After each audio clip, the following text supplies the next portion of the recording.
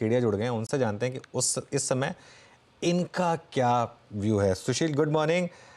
सबसे big and bold call इस समय की आपकी क्या है? सबसे इंपॉर्टेंट चार्ट आपके हिसाब से इस समय क्या है?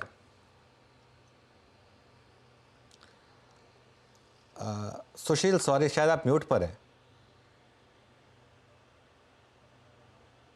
हाँ, मेरी आवाज आ रही है? हाँ जी, बोलिए। पीसीआर से अनुरोध है मेरे स्क्रीन से इस चार्ट को दिखाएं।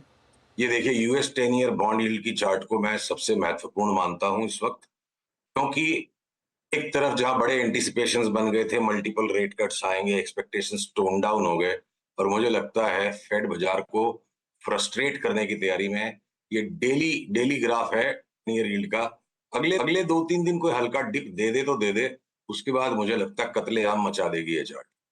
तो अगर अगर 4% के नीचे जाए बिना, 4.1 के नीचे जाए बिना अगर ये 5.1 तक आ जाता है, तो बड़े सारे बाजार ढेर हो जाएंगे, जिसमें नैस्डैक की चाल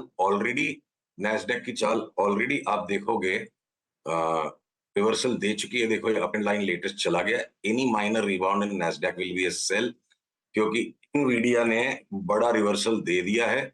और ये देखो आप एनवीडिया की चार्ट, जो ये बड़ा रिवर्सल जो आ गया, ठीक है, यहाँ पे हमने एक बार सोचा था शॉर्ट करेंगे, ट्विटर पे भी लिखा था, शॉर्ट कट गया और वो लॉन्ग का ट्रेड आ गया। अब मुझे लगता है एनवीडिया अगर फ्रस्ट्रेट कर दे सबको, 77-75 तक भी गिर जाइए आफ्टर एनी स्मॉल रिबाउंड्स, तो बड़ा करेक्शन हो सकता है वॉल स्ट्रीट पे शुरू हो गया। और एक अंतिम चार्ट इस तर्ज पे आप S&P 500 की देख लो कि इसको भी अब जाना है।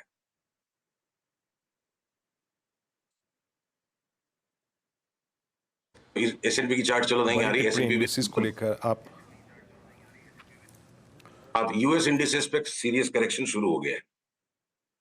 सीरियस करेक्शन शुरू हो गया। और इंडियन इंडिसेस में सुशील, आज हमने फिर ऑल टाइम हाई लगाया बैंक निफ्टी में और 52,000 क्रॉस किया। उस पर क्या व्यू है और निफ्टी पर क्या व्यू है? तो देखिए, एक तरफ जहां अमेरिकन बाजारों की इंडाइसेस नीचे जाने को तैयार है, तो इसको थोड़ा सा हल्के मजाक में बात को आसानी से समझा जा सकता है। पड़ोसी की बीवी का मूड खराब होने को रेडी है, इसका मतलब ये नहीं कि अपनी बीवी का भी मूड खराब हो जाएगा। सब चीज अलग अलग है। हमारा बाजार जब बेतहाशा गिरा था चुनाव के पास, ग्लोबल मार्केट से कोई हमारे साथ सिंपैथी नहीं दिखाई, तो वो गिर रहे हैं और हम अभी भी बढ़ रहे हैं। तो देखिए, इंडाइसेस के ऊपर एक दो ट्रेडिंग रेंजेस में आप चीज को काट लीजिए। निफ्टी की चार्ट जो सामने अगर दिख रही होगी आपके, ये जो आवरली चार्ट पे जो साइडवेज फ्लक्चुएशन जो बन रहा है, जब तक ये 23,700 को क्रॉस नहीं करता है, मैं ये मान के चलूंगा कि मुझे 23,275 23,300 तक झेलना पड़ सकता है नीचे का डिप। शॉर्ट हड़बड़ा के नहीं करना है। हमने जो इनिशियली, अच्छा इसको पूरा कर दें, जिस दिन ये 23,700 के ऊपर क्रॉस हो गया, तो आश्चर्यजनक तरीके से और 1,000 पॉइंट फ्लेयर अप करके 24,700 तक जा सकता है। ये आवरली चार्ट है, बड़ा सिंपल पैटर्न है, कोई बड़े दिमाग लगाने की जरूरत नहीं है। और बैंक निफ्टी में थोड़ा सा हेजिटेशन जो है कि अगला रेजिस्टेंस इसका 52,300, ये देखिए जो पुरानी सारी लकीरों को जोड़ो तो 52,300 के आसपास आता है।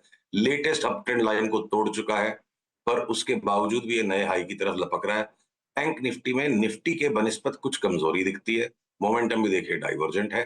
तो हो सकता है कि एक बार बैंक निफ्टी 53,200 दिखा के क्या पता 51,100 हो जाए, पर जब तक वो 51,000 के नीचे नहीं जाती है बैंक निफ्टी, मुझे लगता है शॉर्ट सेलिंग करना बैंक निफ्टी को भी, जो रिलेटिवली निफ्टी के बनिस्बत कुछ कमजोरी दिखा रही है, बड़ी बहादुरी का काम हो सकता है। 51,000 के नीचे जब तक बैंक निफ्टी जाके बंद नहीं होगी, हमारा बायस डिप में ले लेके बेचने का ही रहेगा। सुशील जी नमस्कार, वीरेंद्र बोल रहा हूँ। ये एक दो स्पेस आपने एफएमसीजी पे काफ़ी अच्छे कमेंट किए थे आपने।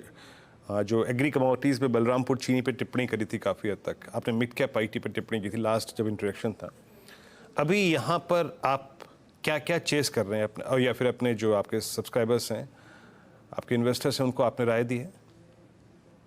देखिए, बाजारों का एक बड़ा पुराना सिद्धांत है, मुनाफे से दुश्मनी मत करो। आपका दांव सही बैठ गया, मुनाफा बनता जा रहा है, बढ़िया ट्रेंड बनता जा रहा है, तो रोज कुछ काम करना जरूरी है, रोज कोई सौदा करना जरूरी है, ये तो किसी शास्त्र में लिखा नहीं। तो मुनाफे से दुश्मनी मत करो। अगर एफएमसीजी सही चल रहा है बिल्कुल, शॉर्ट टर्म में भी मीडियम टर्म में भी, तो हमें उसको छेड़ने की जरूरत नहीं है। स्मॉलर आईटी स्टॉक्स के साथ साथ अब अगर अब लार्ज कैप आईटी स्टॉक्स भी निफ्टी के इंजन बनने को नजर आ रहे हैं, तो हमें आईटी में कोई छेड़छाड़ नहीं करनी, हम यथावत बने रहेंगे। 6 महीने के, 12 महीने के व्यू से अगर अब केमिकल स्टॉक्स के अंदर हमारी बात नो लॉन्गर ये किसी तरह का सरप्राइज या कोई आश्चर्य नहीं देती अब ये बात, लोगों ने मानना शुरू कर दिया है, ट्रेंड बन रहा है, तो बहुत से केमिकल स्टॉक यहाँ से डबल ट्रिपल भी हो जाएंगे, तो सब चीज निफ्टी पे बायस नहीं है। तो जो हमारे अब जैसे शुगर में एक नया मूव आ रहा है और डेवलप होने लग गया, तो छेड़ने की कोई जरूरत नहीं, मुनाफे से दुश्मनी मत करो, चुपचाप बैठो। तो जहाँ चिंता के विषय है वहां हम ज्यादा ट्रेडिंग करेंगे, और जहां पे लेके माल बैठने की जरूरत है वहां कोई छेड़छाड़ की जरूरत नहीं है। ओके अच्छा सुशील जी, एक दो स्टॉक्स और जो कि बहुत चर्चा में रहे इस बार, इस पैनल में बहुत डिस्कस करते हैं, इंडिगो, और बड़ा अच्छा मूव दिया इसने। होटल्स को देखिए आप, इंडियन होटल्स को काफ़ी स्ट्रॉन्ग मूव दिया, जो आई थिंक इस ट्रेवल टूरिज्म और आई थिंक स्पेशली इस छुट्टियों की सीज़न के फेवरेट स्टॉक्स भी रहे हैं। शायद इस बार अर्निंग्स में इनका इम्पैक्ट नज़र भी आए। यहाँ पर आपका व्यू क्या है? देखिए, इंडिगो अनुज जी का बड़ा फेवरेट स्टॉक रहा है कि बहुत बड़ा वैल्यू क्रिएशन हो रहा है। हमने यहाँ पे थोड़ा डिफरेंस ऑफ ओपिनियन लिया था, शॉर्ट किया, 10% खा लिया 7-8 दिन में, 5 दिन में। अब यहाँ से हमें भी ये चार्ट रिवर्स होती लग रही है, और अगले अगले उछाल में इंडिगो 4,950-60 चला जाएगा तो कोई आश्चर्य नहीं होगा। तो हमारे निवेशकों को हमने शॉर्ट कटवा दिया है और कुछ रीजनेबल क्वांटिटी में लॉन्ग ही रखने के लिए कहा है। और देखिए क्या है ना, हम भाव की चाल के साथ सारे ही इंटेलिजेंट माइंड किसी न किसी स्टोरी को ढूंढना शुरू कर देते हैं। तो कोई जरूरी नहीं है कि वो स्टोरी ही चला रही है, भाव का भी एक मूव है, और तेजी मंदी का अपना एक रंग होता है। तो स्टोरीज उसके साथ बन जाती है, तो एक अंतिम स्पाइक हो सकता है ब्रॉड इंडाइसिस का भी। लास्ट 1000 पॉइंट निफ्टी क्या है, जब तक इंडिगो 5000 छू दे और साथ साथ थोड़े बहुत होटल स्टॉक्स भी चढ़ जाएंगे। वो होटल स्टॉक्स में कोई प्रॉपर ना ट्रेडिंग का पैटर्न है, ना कोई रिस्क मैनेजमेंट में डिलीवरी की पोजीशन पे कर सकता हूं, इसलिए हम लार्जली उनमें से आउट है। नॉइज है बहुत ज्यादा होटल स्टॉक्स में। मेटल्स और केमिकल्स में कोई नाम, स्पेसिफिक नाम जो अच्छे लग रहे हैं सुशील इस समय? तो देखिए, लार्ज कैप्स जो निफ्टी को ड्राइव करते रहेंगे वो मुझे अभी भी लगता है अडानी एंटरप्राइजेज और Reliance, Larsen and Toubro, HPCL, BPCL. ठीक है, बहुत सारा बोनस का माल आ गया है, टैक्स एडजस्टमेंट की सेलिंग है, पर बड़ी मूव इनमें आ सकती है। आईटी के स्टॉक्स कोई हर डिप में लेने के लगते हैं, चाहे वो मिड कैप्स हो चाहे लार्ज कैप्स हो। सिलेक्टिव फार्मा स्टॉक्स में भी हम लगातार बने हुए हैं, और भी कुछ नए स्टॉक्स में सिग्नल्स आ सकते हैं। तो बड़ी सिलेक्टिविटी का बाजार है, लार्ज कैप्स में भी, मिड कैप्स में भी, स्मॉल कैप्स में भी। अक्रॉस द बोर्ड मार्केट भागता चला जाएगा, यूफोरिया बन जाएगी, वो नहीं हो रहा है। पर एक्चुअली ये बहुत अच्छी चीज है अनुज, यूफोरिया बन गया तो उसके बाद तो काम ही खत्म है। तो अभी भी सबको मेहनत के पैसे मिल रहे हैं और चुन चुन के काम करने की जरूरत है। तो बाजार अच्छे, हेल्दी, गुड राइमिंग स्टेट में है।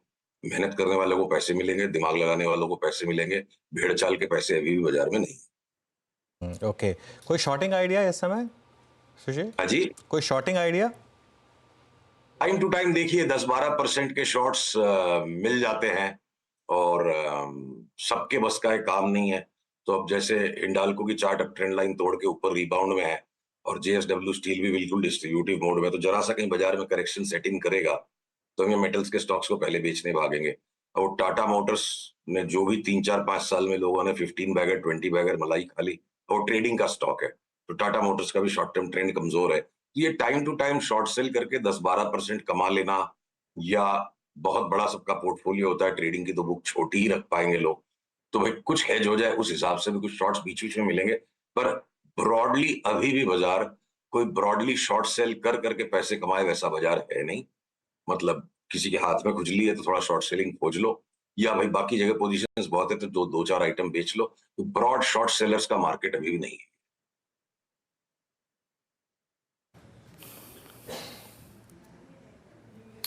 ओके, ब्रॉड शॉर्ट सेलर का मार्केट अभी नहीं है। अच्छा, एक दो स्टॉक्स पे और बात कर लेते हैं यहाँ पर लगे हाथ सुशील जी से। सुशील जी, एक दो बास्केट और जिस पर मैं शायद आपका व्यू चाहूँगा, जो कि बहुत स्ट्रॉन्ग रही थी। सीमेंट स्पेस को देखिए, अल्ट्राटेक सीमेंट आया, इसने लास्ट वीक ही करीब करीब मेरे ख्याल से मिड जून तक आते आते 11,400 का भाव लगा दिया। सीमेंट में आपको कोई अपॉर्चुनिटी नजर आ रही है इस वक्त क्या? में भी हम लोग देखिए सिलेक्टिव काफी सारे स्टॉक्स में लॉन्ग हैं, और उनको छेड़ने की जरूरत नहीं है, चाहे वो रैमको हो, चाहे अल्ट्रासेमको हो, या बस एक ग्राजिम को आप करीब करीब भाव पूरे से लगते हैं, और वो लीडिंग स्टॉक है, उसको छोड़ के टाइम टू टाइम सीमेंट में भी कोई में भी डिप्स के अंदर ठीक ही लग रहे हैं स्टॉक्स। अनुज, आपका एक पॉइंट मैं मिस कर गया था जो आपके दर्शकों को सचेत करना जरूरी है। इंजीनियरिंग स्टॉक्स में साल भर पहले हमने 2 bagger 3 bagger multi bagger calls जो निकाले थे, हमारे निवेशकों को सबको हमने उनसे बाहर हट के निकल जाने के लिए कह दिया है। और उसी तरीके से जिस तरह से रियल एस्टेट के स्टॉक्स में हम करीब 12 महीने पहले खूंखार तेजी में थे, कोई 3 गुना हो गया, कोई 5 गुना हो गया, इक्का दुक्का कोई स्टॉक छोड़ के रियल एस्टेट में वो भी पूरा सेक्टर टॉप आउट हो रहा है। तो टेक प्रॉफिट करके पहले मुनाफा बाहर निकालें, सीधे अग्रेसिवली शॉर्ट सेल अभी भी करने का समय नहीं आया है। पर serious topping out signs in engineering as well as real estate stocks is what we have internally discussed with our subscribers. All right, चलिए सुशील, बहुत बहुत शुक्रिया आज हमारे साथ जुड़ने के लिए और इन सभी ट्रेड्स पर बात करने के लिए। और ऑफ कोर्स